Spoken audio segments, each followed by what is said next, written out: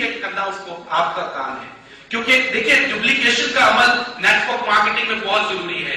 Network marketing میں ہر وہ چیز بیکار ہے, ہر وہ بات بیکار ہے جو ڈپلیکیٹ نہ ہو سکے. تو ڈپلیکیشن کا عمل آپ اگر اپنے دماغ میں یہ بات بٹھا لیں کہ نیٹورک مارکیٹنگ کی بیک بون ہے تو پھر آپ کو کامیابی ملتی ہے. بہت سے لوگوں کو میں نے کہتے سنا ہے کہ یار ہمیں تو کام آتا ہے نا, ہمارے جو دوست سائن اپ ہوئے انہیں نہیں آتے تو کیا ہوا, ان کو پراسپیکٹنگ کرنے دیں, ہم سنبھال لیں گے.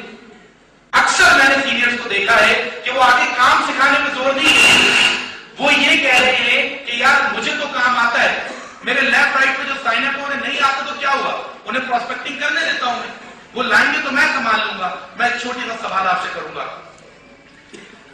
مان لیں کہ مجھے بہت اچھی سوئمنگ آتی ہے, I can swim very well, اور میرے ساتھ دو دوست موجود ہیں جنہیں بالکل بھی سوئمنگ نہیں آتی, میں نے سوئمنگ سکھائی نہیں, نہ انہیں آتی ہے. اب ہم تینوں ایک ندی میں چھلانگ لگا دیتے ہیں.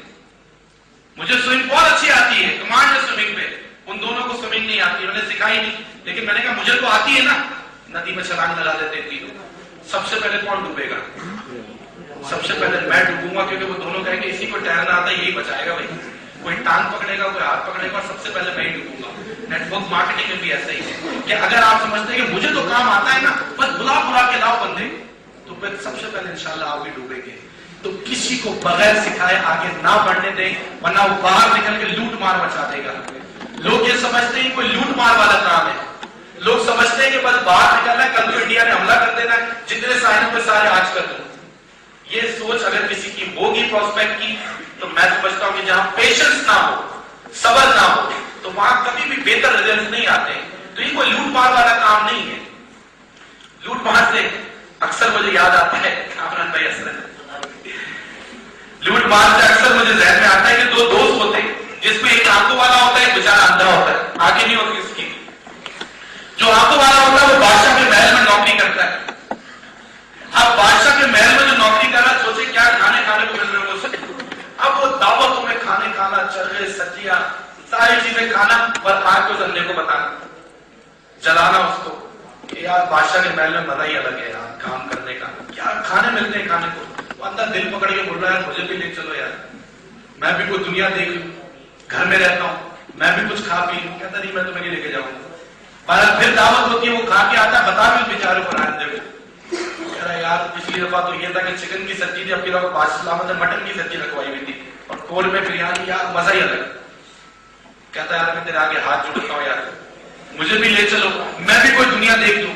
وہ کہتا ہے آنکھوں والا دوست کہ ٹھیک ہے میں تمہیں لے چلتا ہوں, لیکن بادشاہ کے محل کے آداب ہیں, پہلے بادشاہ شروع کرتے ہیں, بعد میں پھر لوگوں کی باری آتی ہے. وہ کہتا ہے یار ٹھیک ہے بادشاہ شروع کرے گا, میں جب بھی شروع کروں گا, میں نے کون سا پہلے کھانا. ٹھیک ہے بھائی, بادشاہ کے پہلے پہنچ کر دسترخوان لگ گیا, کھانے لگ گئے, خوشبو آ رہی ہے, بندے سے صبر نہیں ہو رہا ہے, اس کا بس نہیں چل رہا, وہ کھانا شروع کر دے, لیکن ظاہر سی بات ہے کہ نہیں شروع کر سکتا. اب آنکھوں والے دوست نے اس کو کہا کہ بادشاہ بھی آئے نہیں ہے, جب بادشاہ آئیں گے اور شروع کر دیں گے کھانا کھانا, تو میں تمہیں کونی مار دوں گا ہلکے سے, تم سمجھ جانا, نظر تو آتا نہیں ہے, کونی مار دوں گا, کھانا کھانا شروع کر دیں گے. کہتا ہے بے فکر ہو جا, پریشان نہیں ہو میری طرف سے, میں فل تیاری سے آیا, اور صبح کا ناشتہ بھی نہیں کیا وہ بیچارے. اب ہوا ہے کہ بادشاہ سلامت چلتے ہوئے آ رہے ہیں, ابھی وہ دسترخوان میں بیٹھے نہیں ہیں, بادشاہ کی دہشت اتنی, غلطی سے ہاتھ لگ گیا, وہ بڑی ایٹیکیٹس کے ساتھ کھانا شروع ہو گیا. اب بادشاہ سلامت گور کے دیکھتا ہے دونوں کو, یہ ہے کون گستاخ, وہ اور ڈر جاتا ہے, وہ دو کونیاں مار دیتا ہے, دونوں ہاتھوں سے کھانا شروع کر دیتا ہے تیزی کے ساتھ. بادشاہ سلامت کی آنکھوں میں خون نظر آ رہا ہے, اور اس بندے کو پھانسی نظر آ رہی ہے, وہ اور پریشان پہ 5-6 کونیاں مار دیتا ہے, اندر پلیٹ لے کے کھڑا ہو جاتا ہے, کہتا ہے کہ بھائی بالکل ہی لوٹ مار بچ گئی ہے. بات یہ کہ لوگ سمجھتے ہیں کوئی لوٹ مار والا کام ہے کہ باہر نکل کے لوٹ مار مچا دو. ایسا نہ کریں کہ کوئی لوٹ مار والا کام نہیں ہے, یہ بہت پروفیشنل بزنس ہے. نیٹورک مارکیٹنگ اس وقت ورلڈ کی سب سے بڑی انڈسٹری بن چکی ہے. اگر آپ امریکہ میں ریشو دیکھیں کہ 3 لوگ روزانہ بلینئر بنتے ہیں, جو کہ کامران بھائی ڈاکومنٹری دیکھ چکے ہیں, اور اس وقت 3 لوگ روزانہ بلینئر بن رہے ہیں, جس میں سب سے کم عمر جو بلینئر بنتا ہے وہ نیٹورک مارکیٹنگ سے بنتا ہے. تو ایک خوبصورت انڈسٹری اس وقت آپ کے پاس ہے, ایک خوبصورت کام اس وقت آپ کے پاس. یہ 5 پوائنٹ آپ کو یاد رہیں گے یا بھول جائیں گے؟ آپ یاد رہیں گے, ان کو اپنے فنگرز کے اوپر آپ یاد رکھیں. First point, point, third point, fourth point, fifth point یاد رہے گا آپ کو؟ اگر یہ 5 پوائنٹ آپ کو یاد رہتے ہیں اپنے فنگرز کے اوپر تو میں آپ کو گارنٹی دیتا ہوں کہ آپ کو کامیابی نظر آئے گی، آپ کامیابی کی آواز سنیں گے۔ بلکہ میں ابھی آپ کو کامیابی کی آواز سنوا دیتا ہوں، سننا چاہیں گے؟ چلے میں آپ کے 5 پوائنٹ کی گارنٹی آپ دیں، کامیابی کی آواز میں آپ کو سناتا ہوں۔ چلے ایک پریکٹیکل کرتے ہیں، آپ کو کامیابی کی آواز آئے گی۔ یہ مائک آن ہے آپ کو؟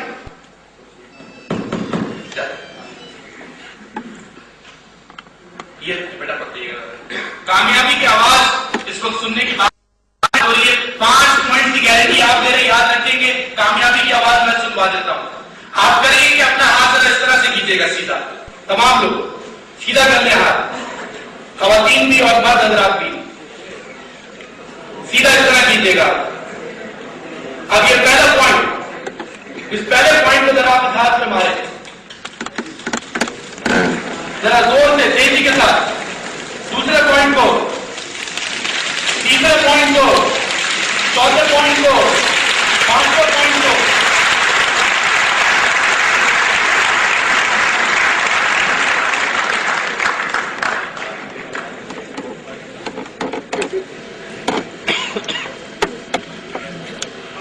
بات یہ ہے کہ کامیابی کی آواز یہی ہوتی ہے، کامیابی کی آواز ایسی ہی ہوتی ہے جو آپ نے سنی، مختلف نہیں ہوتی۔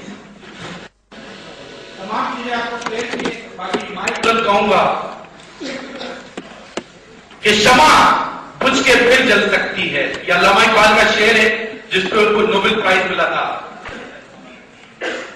شمع بجھ کے پھر جل سکتی ہے، کشتی طوفان سے نکل سکتی ہے، تم مایوس نہ ہو، ارادہ نہ بدل، قسمت کسی وقت بھی بدل سکتی ہے۔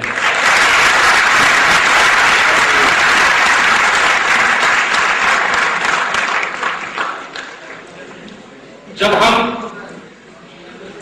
اپنی زندگی کے آخری وقت پہ پہنچتے ہیں تو کرسچنز یہ کہتے ہیں کہ ہم اس وقت، جب کرسچنز کی تھیوری ہے کہ جب انسان اپنے زندگی کی آخری سانسیں لے رہا ہوتا ہے اور وہ اپنے ڈیتھ بیڈ، موت کے بستر پہ لیتا ہوتا ہے تو اس کے گھر والے باہر دعا کر رہے ہوتے کہ یا اللہ اس کو کچھ سانسیں اور دے دے، اس کو ایک زندگی دے دے، لیکن وہ بندہ جو مر رہا ہے وہ جانتا ہے کہ اب میری کچھ سانسیں رہ گئی ہیں، اور جب گنتی کی سانسیں اس کی رہ جاتی ہیں تو اسی کے اپنے اندر سے کچھ خوفناک شکلیں نکل کے لال آنکھوں کے ساتھ اس کو گھورنے لگتی ہے۔